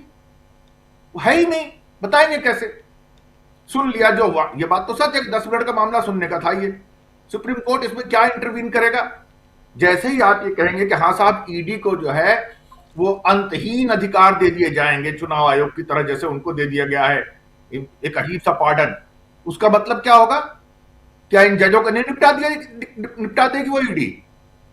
ये तभी तक है, लोकतंत्र लोकलाज से चलता है राजीव जी। लोकलाज उन कॉन्स्टिट्यूशनल अथॉरिटीज में, उन कॉन्स्टिट्यूशनल इंस्टीट्यूशन में मौजूद होना चाहिए। अगर ये इंस्टीट्यूशंस अपनी रीढ़ विहीन हो गए, ये जिन्होंने अपनी रीढ़ गंवा दी है, खो गए, तो फिर क्या नतीजा होगा? क्या निकल आएगा? और जो ये जो खतरा है ना गृह युद्ध का, ये गृह युद्ध की स्थितियां ऐसे ही, माफ कीजिएगा मैं उसका समर्थक नहीं हूं कतई भी, मैं किसी तरह की हिंसा का समर्थक नहीं, लेकिन जब आपको कानून पे, प्रक्रिया पे, अदालत पे इनसे इंसाफ मिलने की उम्मीद खत्म होने लगती है, तब आप क्या करते हैं? अंग्रेजों के जमाने में स्थिति यह थी कि हम उन्हें अपने क्रांतिकारी दल कहते थे। आज की स्थिति क्या है? अगर अगर अगर अगर जो है वो गृह युद्ध जैसी दशा बन जाए, गृह युद्ध का मतलब क्या होता है? कॉन्स्टिट्यूशनल मैकेनिज्म का ब्रेकडाउन होना। ममता बनर्जी ने गलत किया या नहीं किया, लेकिन ईडी ने क्या सही किया या नहीं किया, यह भी तो डिसाइड होना चाहिए। अदरवाइज आप ये कैसे तय कर देंगे? फिर तो बात वो अंतहीन चलेगी कि क्या पुलिस को, क्या किसी इन्वेस्टिगेटिंग एजेंसी को के लिए कोई नियम कायदा नहीं है? तो हो ही नहीं सकता, कानून में तो नहीं हो सकता। प्रैक्टिकलिटी में आप क्या करें? जो आपकी मर्जी है वो करें, कर ही रहे हैं। कहां नहीं किया है आपने ये काम? अगर आपका कन्विक्शन रेट 1% से नीचे है तो क्यों है? सिर्फ इसीलिए है ना क्योंकि आप वो कानून में लिखी हुई प्रक्रिया का पालन नहीं कर रहे हैं। आप अपने पॉलिटिकल मास्टर्स को खुश करने के लिए उनके लठैत बने घूम रहे हैं, इसके अलावा तो और कोई रीजन नहीं हो सकता। तो ये जो काम जिस ढंग से ये पूरे के पूरे इशू को हैंडल किया जा रहा है, एसआईआर हो तो ममता क्या है, बाई हुक एंड क्रुक हमको चाहिए। अब आपने आज शुरुआत में बताया था इंक धुल सकती थी, इंक धुल गई, साफ हो गई। कितना सच है, कितना झूठ है, लेकिन ये कितना बड़ा कलंक है हमारी चुनाव प्रक्रिया पे। हमारे देखिए, जैसे कहते हैं ना, when character is gone everything is gone, ये क्यों कहा गया है? आज चुनाव आयोग की अगर प्रतिष्ठा पर, उसकी गरिमा पर इस तरह से आंच आएगी तो इसका क्या मतलब है? अगर इन्फोर्समेंट डायरेक्टरेट पे, अगर सीबीआई पे, ये जितनी एजेंसियां हैं, ये कानून की एक प्रक्रिया के तहत, एक कॉन्स्टिट्यूशनल स्कीम के तहत बनी है, सब की सब बेईमान हो जाए, हाईकोर्ट भी बेईमान हो जाए, सुप्रीम कोर्ट भी बेईमान हो जाए, फिर क्या होगा? और इसीलिए यह कहा गया है कि इंसाफ न सिर्फ होना चाहिए बल्कि होते हुए दिखना भी चाहिए। ये जो ओपन कोर्ट की जाती है, इसकी जो लाइव स्ट्रीमिंग की जाती है, इसके पीछे ऑब्जेक्टिव और पर्पस क्या है? कि इस देश का एक आम आदमी भी चाहे तो ये देख सकता है कि अदालत में क्या हो रहा है, कैसे हो रहा है, वगैरह वगैरह। वही है ना, ये ट्रांसपेरेंसी की जरूरत क्यों है कि नियमों के हिसाब से, कानून के हिसाब से, प्रक्रिया के हिसाब से चीजें हो रही कि नहीं हो रही। जो मर्जी आए सो। अब कहां से शुरू करिएगा? आप देखिए ना, यही वो मानसिकता है जिसकी जरिए आप किसी व्यक्ति को 5 साल 6 साल जेल में रख लेते हैं और उसे बेल तक के लिए इंटाइटल नहीं मानते जी। और जो प्रक्रिया आपने कानून में बताई उसके हिसाब से तो 10 साल तक वो जेल में ही ऐसे पड़ा रह जाए, भले जो उसका आरोप है वो 7 साल है। तो यानी कि जो अदालत में बैठे हुए जज लोग हैं, जानते सब हैं, समझते सब हैं, कतरे कतरे से वाकिफ हैं, लेकिन क्या उनका जमीर इतना हल्का पड़ गया है मर गया मैं नहीं बोलूंगा, इतना हल्का पड़ गया कि उनको वो दिख ही नहीं रहा है। आंख से देख के तो लोग मक्खी नहीं निकलती, तो मगरमच्छ निकलने को तैयार बैठे रहते हैं। क्यों भाई? ये असली चिंता का सवाल है। प्रक्रिया जो है वो एक तरफ है, ये बात सही है कि अगर ईडी कहीं छापा डाल रही है तो उसके छापा में विघ्न डालना सरकारी काम में बाधा पहुंचाना है, लेकिन वो छापा डाल रही है उसके लिए उसको एक लीगल प्रक्रिया पूरी करनी है कि उसको लोकल पुलिस स्टेशन को बताना है। That is the process. आप वो प्रोसेस करोगे नहीं और कहोगे कि हमारे काम में बाधा डाल रहे हैं। और इतनी बात जज साहब को नहीं दिख रही है। जज साहब के लिए इतनी सी बात पे फैसला सुनाने में कोई दिक्कत नहीं। उन्होंने क्यों नहीं सुनाया होगा? क्योंकि हमारे पॉलिटिकल मास्टर्स खफा ना हो जाए। उन्होंने हमें यहां क्यों तैनात किया है? उनकी आत्मा तो एसजी के सामने फंसी हुई है कि अगर एसजी जाके शिकायत करता है अगर हमारे पॉलिटिकल हुक्मरानों की, तो हमारे लिए तो बट्टी पलीद हो जाएगी। तो अगर जज साहब ऐसे मुकदमा सुनना चाहेंगे, ये उनकी बॉडी लैंग्वेज, ये उनके अल्फाज हैं जो निकल के आए हैं, जो आपने रिपोर्ट किए, जो दुनिया ने देखा है, ये क्या है? ये क्या बता रहा है? इतना कॉमन सेंस तो मुझ में है भाई कि अगर तुमने एक प्रक्रिया पूरी नहीं की है, मैं तो कोई कानून का विद्वान नहीं हूं, तुम्हारे पास ये ब्लैक एंड व्हाइट में लिखा हुआ है कि तुमको जाकर के नोटिस देना चाहिए, रोजाना तो तुम छापा ही मारते हो, तुमको ये प्रक्रिया ही नहीं पता है, तो तुम भैया इस तरह से करके चले जाते जी। क्यों नहीं किया? और उसके बाद जो बात इन्होंने कही अपने कलकत्ता हाई कोर्ट में कि साहब ये चीज नोट किया जाए कि इन्होंने जब्त क्या किया है, और इन्होंने खुद कहा कि हमने कुछ जब्त नहीं किया। अरे साले 2500-3000 करोड़ का मुकदमा बता रहे हो और तुम वहां पहुंच जाते हो और तुम्हारे हाथ में कुछ नहीं है। ये लॉजिकली सस्टेन नहीं होती चीजें। लीगली क्या होंगी ये समय तय करेगा, पॉलिटिकली क्या होंगी चुनाव से तय होगा, लेकिन लॉजिकली नहीं लगता है। यार तुम जैसे बिल्कुल मुंह उठाए, रात में किसी ने कहा जाओ सूर्य ममता क्या छापा मार देना, आप पहुंच गए ममता क्या, बाकी तैयारियां पीछे से होती रहेंगी, किसी तरह का लग रहा है। अरे भैया उस काम को पूरी प्रक्रिया करके जाते। तुमको अगर अपने पॉलिटिकल अपोनेंट से निपटने का तुम्हारे पास यही जरिया है कि तुम उनके खिलाफ ईडी, सीबीआई, इनकम टैक्स से निपट लोगे, एक तरीका ये अपना लो, दूसरा तुम्हारे पास बेईमानी का तरीका है, कोई कभी चुनाव आयोग को अपनी जेब में मुट्ठी में तुमने अपना जो है लठैत बना लिया है उसको, कोई बात नहीं, तुम ऐसे ही लोकतंत्र चलाओ, इसी लोकतंत्र पे तुमको जो गुमान करना, जो डमरू बजाना है बजाओ, कोई बात नहीं, लेकिन कम से कम भैया उसको तो सलीके से कर लो। लगता है जैसे तुम उसको भी करने की तमीज नहीं है। ये दुखद है, बिल्कुल है ये बात दुखद है कि इसकी ये क्या है, कैसा तुम राज चलाना चाहते हो, करो लठैती जो तुम लोग करनी है, लेकिन कोई तरीका तो अपना लो यार।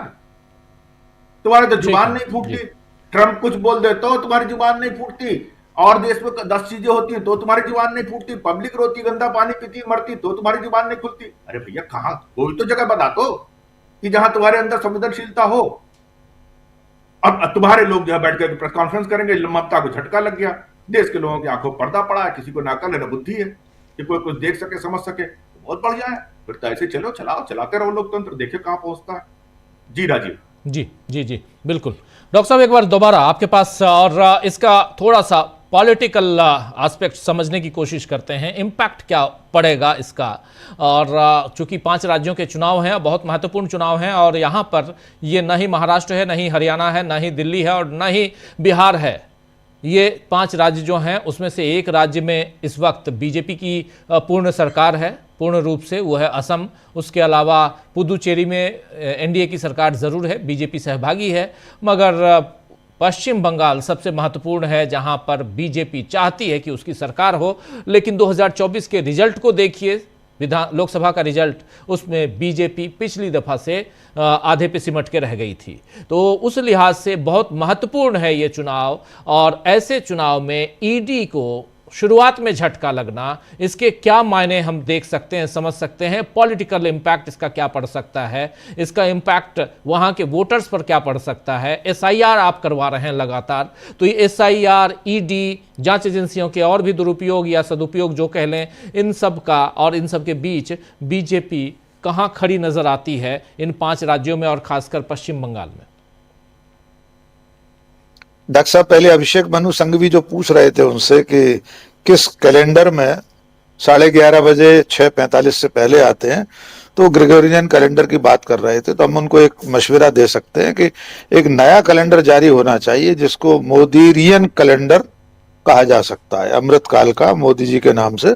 उसमें हो सकता है 11:30 बजे 6:45 से पहले आते हो। तो एक तो ये मशवरा पहुंच जाए उन तक, तुषार मेहता तक।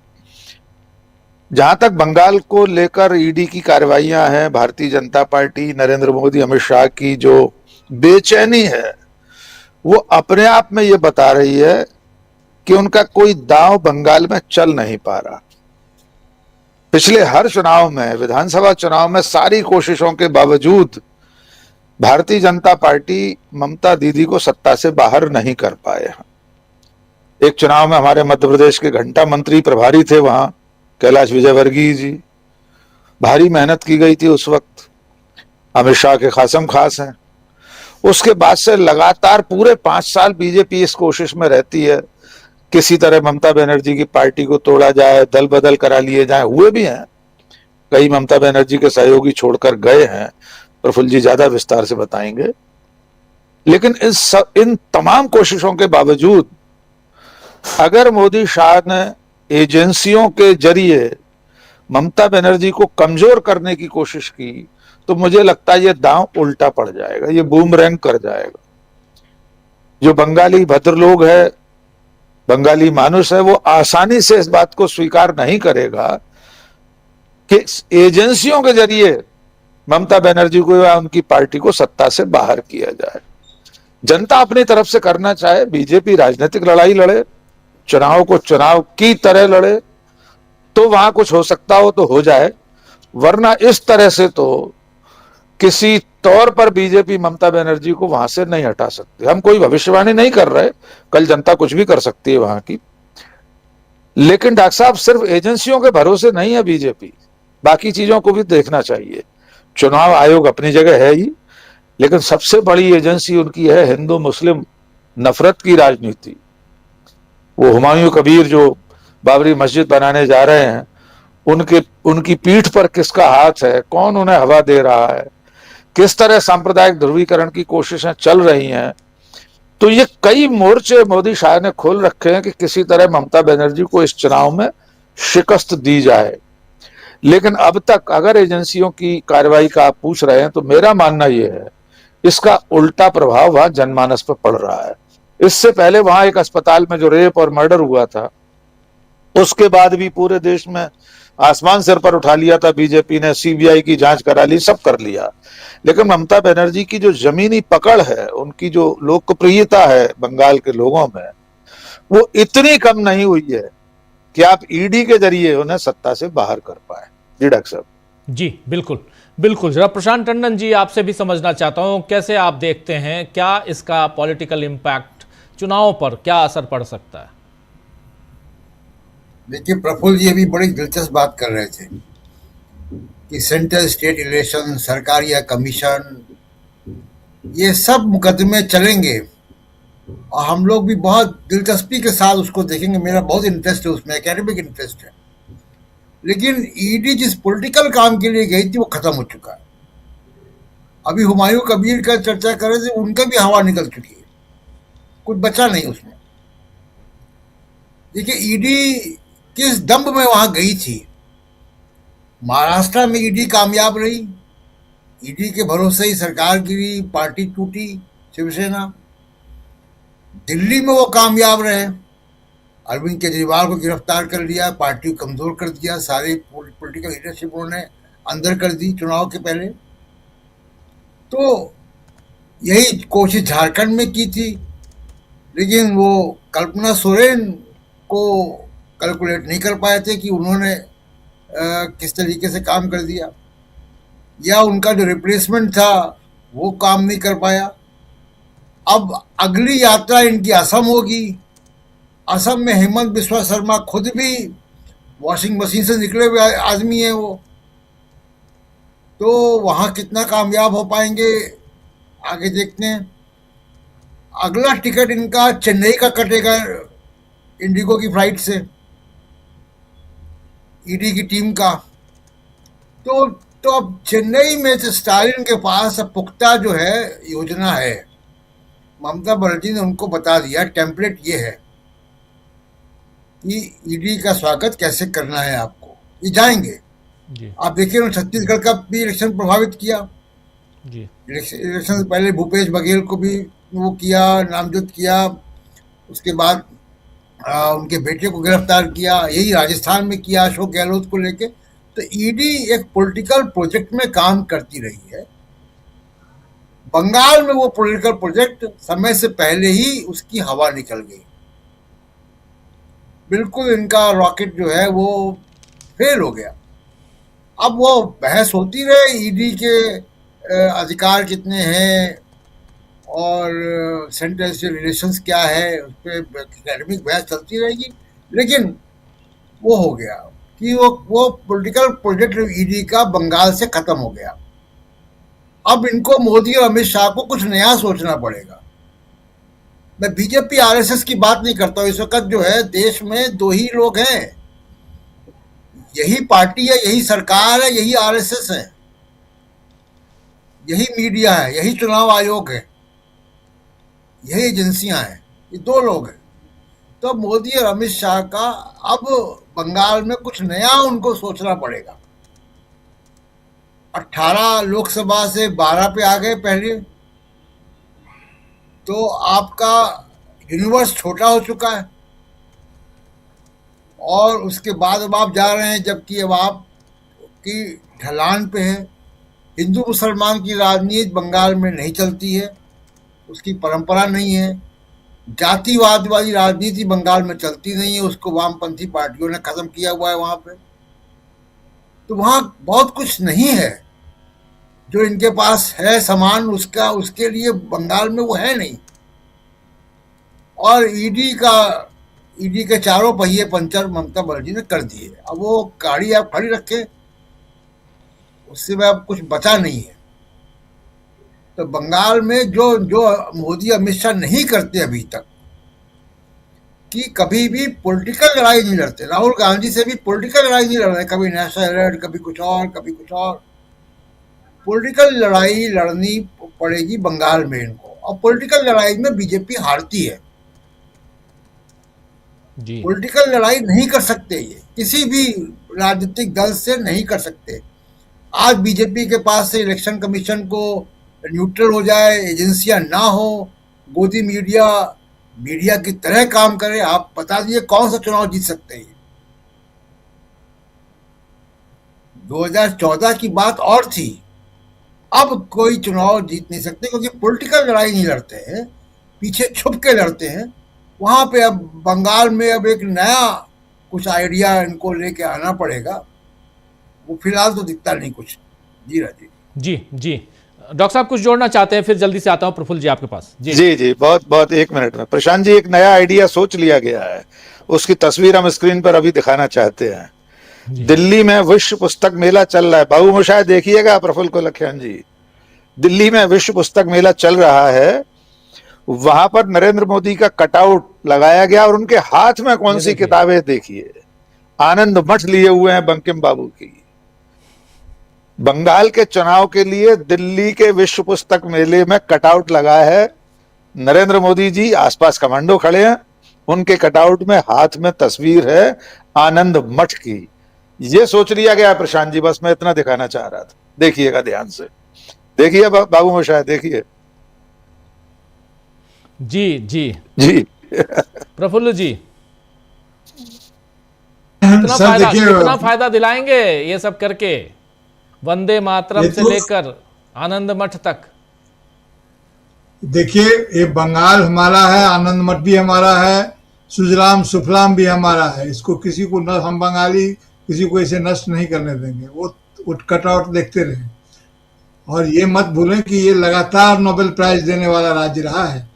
इस मामले में पश्चिम बंगाल और बांग्लादेश अलग नहीं है। मोहम्मद यूनुस को हम उतना ही अपना मानते हैं जितना कि वे रविन्द्रनाथ टैगोर को अपना मानते हैं, जितना कि वे हमारे ऋषिकेश क्षिति मोहन सेन को अपना मानते हैं, जितने हम नंदलाल बोस को अपना मानते हैं, उतना ही मानते हैं। एक फोटो दिखाने से यहाँ काम नहीं चलेगा।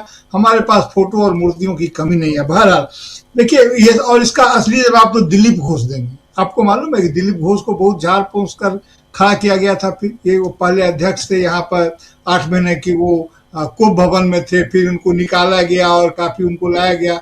इस पूरे ईडी प्रकरण में दिलीप घोष का चेहरा एक बार भी नहीं दिखा। वे सामने नहीं आए, नहीं बोले, तो इसका जवाब तो दिलीप घोष देंगे। इसका जवाब राहुल सिन्हा, यहाँ जो पुराने भाजपा के पुराने नेता हैं, शुभेंदु अधिकारी से पुराने, और वे देने की कोशिश करते हैं, लेकिन वे किनारे हो जाते हैं। शुभेंदु अधिकारी कोशिश करते हैं, उनका भी नहीं चलता है। मजुमदार आते हैं, उनका भी नहीं चलता है। कहने का मतलब ये है कि ये किन्हीं का ऑप्टिक्स, यहाँ के भारतीय जनता पार्टी के नेताओं के किसी के भी ऑप्टिक्स एक्सेप्ट नहीं हो रहे हैं।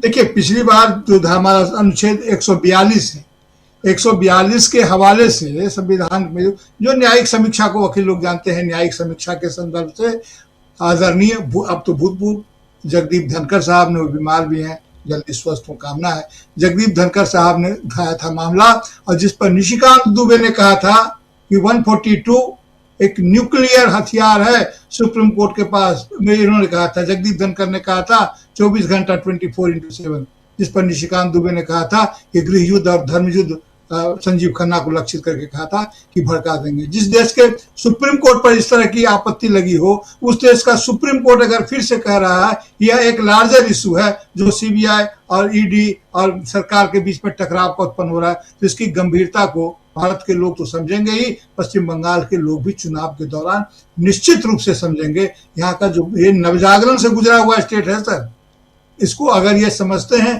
कि पश्चिम बंगाल के, आज के पश्चिम बंगाल के छोटे से नक्शे को देख करके इसके मुस्तकबिल पर बात करेंगे, इसके भविष्य को सोचेंगे, तो ये गलत है। बंगाल बहुत बड़ा क्षेत्र है, अंतर्राष्ट्रीय क्षेत्र है, और पूरे असम को कहिए, ये त्रिपुरा कहिए, सभी जगह इस जाति की संवेदनशीलता पहले से फैली हुई है। आज भी अपने को ये उसी रूप में देखता है, कटा छटा रूप में नहीं देखता है, क्योंकि बंगला जातीयता एक बड़ी जातीयता है जो कई राज्यों और कई राष्ट्रों में बटी हुई है, लेकिन जब इसकी अस्मिता पर चोट होती है तो सभी जगह सिहरन होती है। इसीलिए जो परसेप्शन की बात है, परसेप्शन में ये चुनाव हार चुके हैं, और किसी भी तरह से अगर ये हराने की कोशिश करते हैं अन्य कारणों से, तो जनता यहाँ पर चुपचाप नहीं बैठेगी।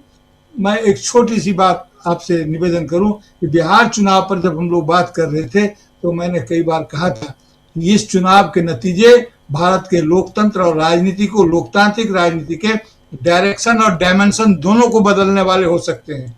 बिहार चुनाव में वो कामयाबी हासिल कर चुके हैं, बंगाल में कर रहे हैं। हमारा लोकतंत्र का डायरेक्शन और डायमेंशन दोनों बदल रहा है। हम एक भिन्न प्रकार के ट्रांसफॉर्मेशन की प्रक्रिया से गुजर रहे हैं, ये हमको गुजारने की कोशिश कर रहे हैं। देखिए आगे क्या होता है, अभी तो इस पर सोचने की बात है, लेकिन जब सुप्रीम कोर्ट ने कहा है कि लार्जर इशू है तो है सर। जी, बहुत गंभीर बात आप कर रहे हैं, और चुनाव के रिजल्ट कितने प्रभावित करते हैं हमारे देश के नॉर्मल रूटीन में चल रहे लोगों के जनजीवन को कितना प्रभावित करते हैं, ये आप समझ सकते हैं। पिछले 2014 से 2026 में हम हैं, 12 साल से लगातार, लगभग 12 साल से लगातार नरेंद्र मोदी का एरा चल रहा है। उनका कार्यकाल प्रधानमंत्री के रूप में अलग अलग ढंग से ये तस्वीर एक नरेंद्र मोदी का हम देख रहे हैं, और इस तस्वीर में आप साफ साफ समझ सकते हैं कि जहां चुनाव है वहां उस रंग में, उस ढंग में रहने की कोशिश नरेंद्र मोदी करते हैं। अब क्या वो बाजी मार पाएंगे पश्चिम बंगाल में? लेकिन ईडी को लेकर एक झटका तो लगा है, और इस झटके के बाद क्या उबर पाएगी बीजेपी? ममता बनर्जी यहाँ कितनी मजबूत होती हुई दिखाई देती हैं? मजबूत हैं भी या नहीं है, या सिर्फ हमारा उस परसेप्शन की तरफ हम बढ़ने की कोशिश कर रहे हैं? विशफुल थिंकिंग भी हो सकता है। लेकिन ज़रा मुकेश जी आपसे समझना चाहता हूँ कि क्या आपको लगता है कि ये पूरा मामला, और इसमें जी प्रफुल्ल जी कुछ जोड़ना चाहते हैं, जोड़ दीजिए, फिर मुकेश। मैं सिर्फ एक शब्द जोड़ना चाह रहा हूँ, ईडी सीबीआई के साथ आप राष्ट्रीय सुरक्षा सलाहकार का भी नाम जोड़ लीजिए, उनका भी राजनीतिक इस्तेमाल हो रहा है। वो कहते हैं प्रतिशोध लेने की बात करते हैं, युवाओं में दंगा भड़काने की बात करते हैं, उनको कोई नहीं कहता है कि आप धर्म युद्ध का संदेश लोगों में फैला रहे हैं। इसलिए ईडी सीबीआई के साथ सुरक्षा सलाहकार का भी नाम जोड़ लीजिए। उसमें रक्षा की तरफ, डिफेंस की तरफ भी जाएं, आप देखें तो वहाँ पर भी उनका भी पॉलिटिकल इस्तेमाल हो रहा है। और पिछले दिनों जो प्रेस कॉन्फ्रेंस हुई है उसको अगर देखेंगे गंभीरता से, बहुत सारी चीज़ें उसमें नजर आएंगी कि कैसे पॉलिटिकल वहाँ पर भी उसका इस्तेमाल किया जा रहा है। खैर ये तो हो ही रहा है, लेकिन मुकेश जी इन सब से क्या इन 5 राज्यों पर इम्पैक्ट पड़ने वाला है, आपको लगता है? नहीं, जरूर पड़ेगा, क्यों नहीं। अगर ये इम्पैक्ट भी नहीं पड़ेगा तो इसका मतलब तो ये है कि सब निर्जीव हो गए हैं, और वो तो संभव नहीं है। जरूर इम्पैक्ट पड़ेगा। अब सवाल ये है कि अगर आप चुनाव, जैसे देखिए फर्ज कीजिए हम लोगों के लिए नजर में इम्पैक्ट का क्या मतलब है। इम्पैक्ट का मतलब है चुनाव, इम्पैक्ट का मतलब है सरकार की और प्रशासन का उत्तरदायित्व। अगर हम उस लिहाज से देखें तो हमें दूसरी चीज दिखेगी। और रही बात इसकी कि भैया क्या सत्ता परिवर्तन हो पाएगा, यह थोड़े दूर है मामला, लेकिन इसमें भी कोई दो राय नहीं है कि जिस तरीके से बीजेपी मतलब ऐसी माइटियर बीजेपी, इतनी स्ट्रांग, इतनी पराक्रमी और भूतों न भविष्यतों वाले स्टाइल में काम करने वाली बीजेपी, क्या इसको कहीं चुनौती मिल रही है? हाँ मिल रही है। ऐसा नहीं है कि ये स्कॉट फ्री चले जा रहे हैं। कहीं से भी शुरू करें हम, चाहे राजनीतिक दलों की बात करें या मीडिया में भी, इतना बड़ा मीडिया का कैनवास है, उसमें से हम लोग थोड़े से लोग जो है सो अपनी बात तो कहते हैं ना, चीजों को, तथ्यों को परखते हैं ना। तो ऐसा नहीं है कि इनको कहीं से कोई कुछ कहने वाला नहीं, कोई कुछ बोलने वाला नहीं। और ये भी सच है कि अगर इन राज्यों में जहां अभी चुनाव होने जा रहे हैं, क्या वहां पर बीजेपी ने अपना प्रसार करने की, अपने को वहां स्थापित करने की कम कोशिश की है? इतिहास में खूब की है, कामयाबी नहीं मिली। क्यों नहीं मिली? इसलिए नहीं मिली क्योंकि वहां की जनता इस बात को समझती कि बीजेपी क्या है, क्यों है, कैसे है। दुर्भाग्यवश उत्तर भारत में ये समझ में नहीं लोगों को आ रहा है। हिंदी बेल्ट और गाय पट्टी जिसे कह सकते, गोबर पट्टी, जो भी नाम देते हैं इसका, बस यही है ना। अदरवाइज आप देखें कि बीजेपी को किसी, आप हम लोगों ने जितनी बातें की है, पैसे का जो खेल करती है बीजेपी चुनाव के समय में साहब, इन इंस्टीट्यूशंस के अलावा पैसे का जो खेल है वो महाविकराल है, महाविकराल है। बिहार की बातें जितनी परत दर परत खुल के आती हैं चुनाव के बाद, यहां पर इस मंच पे बगैर तथ्यों के साथ सब कुछ कहना आसान नहीं, लेकिन मैं ये बताना चाह रहा हूं कि जो पैसे का इस्तेमाल है जिस ढंग से है, बिहार में तो खैर सरकारी पैसे का भी इस्तेमाल हुआ और जो पार्टी के पैसे का, और उसका तो कहना ही क्या है। तो इस ढंग से जो चुनाव लड़ने वाली पार्टी है, जो इतनी, जिसकी सारे के सारे, जिसने संसद से लेकर के चुनाव आयोग, ईडी, सीबीआई, इनकम टैक्स, कोई यहां तक कि कोर्ट, हाई कोर्ट और सुप्रीम कोर्ट का भी जो रवैया देख रहे हैं साहब, ऐसा लग ही नहीं रहा है कि उनमें रीढ़ बची है। तो इस तरह से जब आप इतने माइटियर हो गए, इसके बावजूद आपको डिसेंट की वॉइस सुननी पड़ती है, मिल रही है डिसेंट की वॉइस। ये मजाक नहीं है, जिस तरीके से भी आ रही, जहां से भी आ रही है, मजाक नहीं है। तो उसमें, उसको देखते हुए पश्चिम बंगाल में बीजेपी के लिए अगर डगर इतनी ही आसान होती, भाई आप देखिए ना, पिछले चुनाव, एक लोकसभा चुनाव के बाद जहां पर कहीं कहीं पहुंच गए थे 2009 नहीं, 19 में, और 19 के बाद 24 में कहां आ गए? क्यों सीटें इनकी घट गई? अगर इनका शासन, प्रशासन, इनके नेता इतने ही बढ़िया थे, इतने ही पराक्रमी थे, वहां तो धनखड़ साहब बैठे थे, वैसे ही काम कर रहे थे जैसे दिल्ली में जो है वो एलजी साहब कर रहे हैं, करते रहे आम आदमी पार्टी के लिए। इसके बावजूद आपको वैसी कामयाबी नहीं मिली, सिर्फ इसलिए क्योंकि जनता का जमीर बचा हुआ था। अभी बिहार में जो हम लोगों ने देखा है, बिहार में भी वो खूबी है जिसकी बात हुई है कि पश्चिम बंगाल की तरह, पश्चिम बंगाल में हिंदू मुसलमान नहीं होता, बिहार का भी यही अतीत रहा है। वहां जाति का खेल जरूर है, लेकिन वहां भी देखिए आप क्या नतीजे वहां से लाए गए हैं। और बहुत बढ़िया, कई लोगों ने सर्वे किया, कुछ एक चीजें सरफेस पे हैं कि साहब कितने बड़े पैमाने पर वहां बेईमानी और घपला घोटाला हुआ है। पर जब चुनाव आयोग ही नहीं कुछ बोलेगा कि 10,000 रुपए आपको बांटने हैं, बांट दो, अब आप क्या बचा? इसका क्या मतलब है? जी, जब मर्जी आएगी तब हम अपने लोगों के नाम जोड़ लेंगे, जब मर्जी आएगी तो हम कटा देंगे, हटा देंगे, और कोई कहने वाला नहीं है। जो एक जो सुनवाई की एक गुंजाइश थी कि भैया शायद अदालत ही देख ले, सुन ले, अदालतों की ये स्थिति है, बड़े बड़े वकील आप भी मिलते हैं, हम भी लोगों से मिलते जुलते हैं, हम देखते हैं सही ठोक रहे हैं अपना। सुप्रीम कोर्ट के फॉर्मर जजेज अपना सिर ठोक रहे हैं कि किस तरह का फैसला, किस तरह की बातें हो रही हैं। सुप्रीम कोर्ट बहुत बड़ी चीज होती है। हम लोग दिल्ली में बैठे, हमारे लिए सोचता है कि लगे कि नजदीक रहा सुप्रीम कोर्ट, लेकिन देश के नजरिए से देखें सुप्रीम कोर्ट बहुत बड़ी चीज है। लेकिन दुर्भाग्य देखिए कि वहां से भी इंसाफ का उस तरह का सिग्नल नहीं मिलता है। कितने ही मामले देख लीजिए, मैं पहले भी आपके मंच पे कह चुका हूं, आप मुझे बताइए एसआईआर की कॉन्स्टिट्यूशनैलिटी तय करने में सुप्रीम कोर्ट को इतना वक्त क्यों लग रहा है? हेयरिंग पे हेयरिंग, हेयरिंग पे हेयरिंग, तारीख पे तारीख, तारीख पे तारीख। कल्पना करके देखिए तो लगता है कि यार क्या वाकई में सब कुछ मतलब पूरे के पूरे कुएं में भांग घुली हुई है, वैसे हाल बना दिया गया। तो ये जो परिस्थितियां हैं, इन परिस्थितियों में तारीफ की बात यह है कि ममता बनर्जी को क्या नहीं मालूम था वो क्या कर रहे हैं, मालूम था, लेकिन अब बस हो गया, बहुत हो गया। पानी जब सिर से ऊपर जाए, नाक से ऊपर जाए, वो वाली स्थिति उनकी पैदा कर दी गई और उनको वहां जाना पड़ा ईडी के छापे में। कोई भी पॉलिटिकल आदमी जितना भी हम उन्हें गैर सीरियस, बहुत सोच समझ के ठोक बजा के फैसला लेता है। ममता बनर्जी ने यह फैसला कब लिया और क्या कर लिया इन्होंने? क्योंकि इनके पास कोई प्लानिंग नहीं थी, वो तैयारी नहीं थी, इन्होंने सोचा ही नहीं था कि ऐसा भी हो सकता है जैसा ममता ने कर दिया। इसीलिए इनके पास कोई प्लान बी प्लान सी कुछ नहीं था। स्थिति ये हो गई कि साहब वहां से चले आए ईडी के लोग और आकर के रोने लगे अपने आका के सामने, और आका पूछ रहा है कितने आदमी थे, हैं वो दो और तुम डर गए टाइप के स्टाइल में वो बात हो रही थी, जो शोले का डायलॉग है, जो वो परिदृश्य है। तो क्यों ईडी को ऐसे दिन देखने पड़े? क्यों नहीं वो तैयारी से गए? इसलिए ममता बनर्जी कोई ऐसी हल्के ऐसे मैदान नहीं छोड़ने वाली है, और छोड़ना भी नहीं चाहिए। कोई क्या स्टालिन छोड़ देंगे? बिल्कुल नहीं छोड़ेंगे। क्या कांग्रेस छोड़ देगी? वो भी नहीं छोड़ेगी। आज की तारीख में इंडियन कैनवास में जितना पॉलिटिकल एरेना में आप देखिए, जिस दमखम के साथ, जिस कन्विक्शन के साथ राहुल गांधी खड़े मिलते हैं, चाहे कोई उनका कितना भी पॉलिटिकल एसेसिनेशन करे, कैरेक्टर एसेसिनेशन करे, सॉरी, लेकिन फैक्ट ऑफ द मैटर ये है कि वो आदमी खड़ा है, डंके की चोट पे खड़ा है, दम से खड़ा है। और जितने नेता हमारे यहाँ, उनमें से सबसे कम झूठ बोलने वाला या गलत बयानी करने वाला नेता है इन टोटलिटी देखें तो ये कैसे पैदा हुआ? ये कहां से आया? क्यों नहीं वो सारे क्यों नहीं आज के 12 साल हो गए कांग्रेस को खत्म नहीं कर पाया, या डिसेंट की वॉइस को नहीं खत्म कर पाया? कांग्रेस कितनी भी दुबली पतली हो गई, मान लीजिए हाथी जो है वो इतना दुबला हो गया कि कुत्ते जैसा दिखने लगा, कोई बात नहीं, लेकिन है, उसका वजूद है, मौजूद है आज की तारीख में।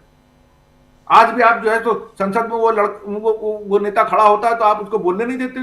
क्यों भाई? क्यों नहीं है आपके अंदर वो करेज कि सुने तो सही वो क्या कह रहे हैं, बात को बात से काटिए। लेकिन जैसा प्रशांत ने कहा ना, ये विचारधारा से लड़ने की ताकत ही नहीं रखते, टोटलिटी में नहीं रखते, आज तक कभी नहीं लड़ पाए ये विचारधारा से। ये झूठ से, प्रपंच से, और जितने भी ये अनैतिक आचरण वाली चीजें, उनसे लड़ने के महारथी हैं, इसमें कोई दो राय नहीं है। इनके पास वो बैटरी, वो थॉट, वो चिंतन, वो सोच, वो विचार, सब कुछ है। तो जब तक इसका बोलबाला है तब तक ठीक है, इनका भी बोलबाला रहेगा।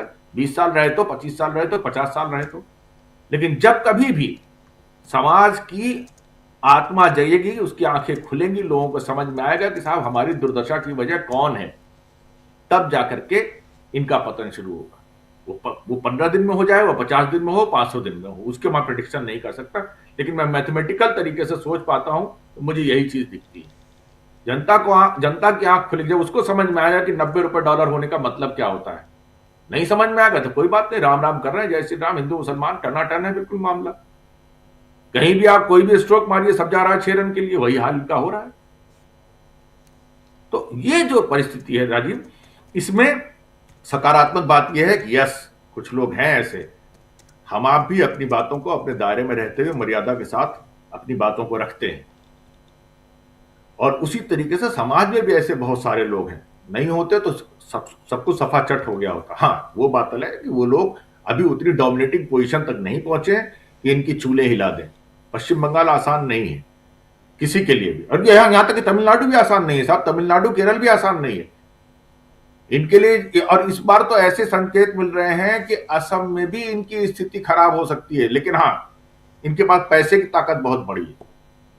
वहां देखिए ना, लॉलीपॉप बांटने के 8,000 रुपए देने की बात कर दी थी, पैसा है, प्रशासन तो वो है, जो ताकत है, प्रशासन जी भी हाँ, है। वो ताकत बहुत बड़ी है, प्रशासन की ताकत बहुत बड़ी है, बहुत बड़ी है।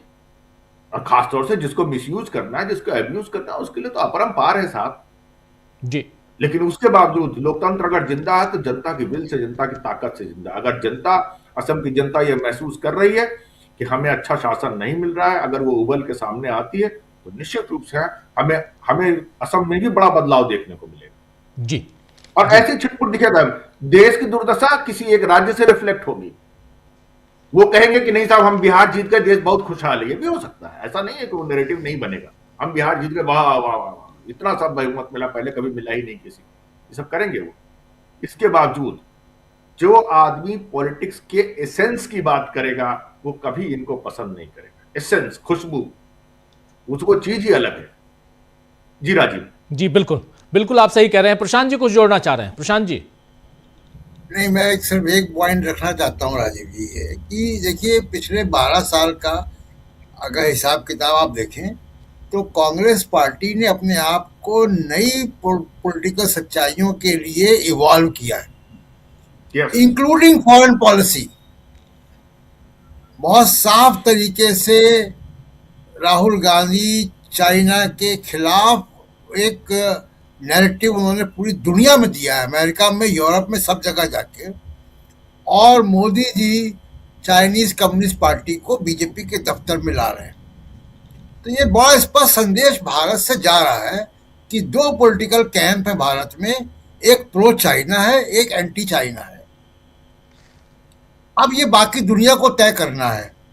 ऐसे डोमेस्टिक पॉलिटिक्स में आप देखिए, तो डोमेस्टिक पॉलिटिक्स में अभी आप देखिए कि 2014 से लेके अब तक राहुल गांधी 2 यात्राएं कर चुके हैं, पॉलिटिकल तरीके से इवॉल्व कर चुके हैं।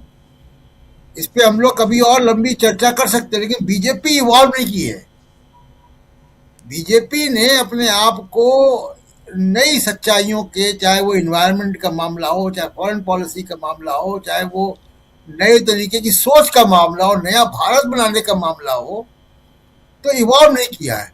अब ये पौराणिक है, पिछले इससे बदला ले लो, उससे बदला ले लो।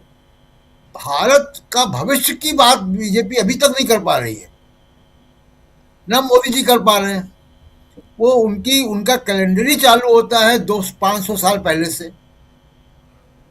तो ठीक है कि अभी ये पॉलिटिकल एक संक्रमण काल है समाज का, लेकिन मैं एक बात ये कह रहा हूँ कि वो इवॉल्व बीजेपी नहीं कर पाई है, और पॉलिटिकल पार्टी भविष्य में वही कामयाब होती जो अपने आप को समय के साथ इवॉल्व करती है।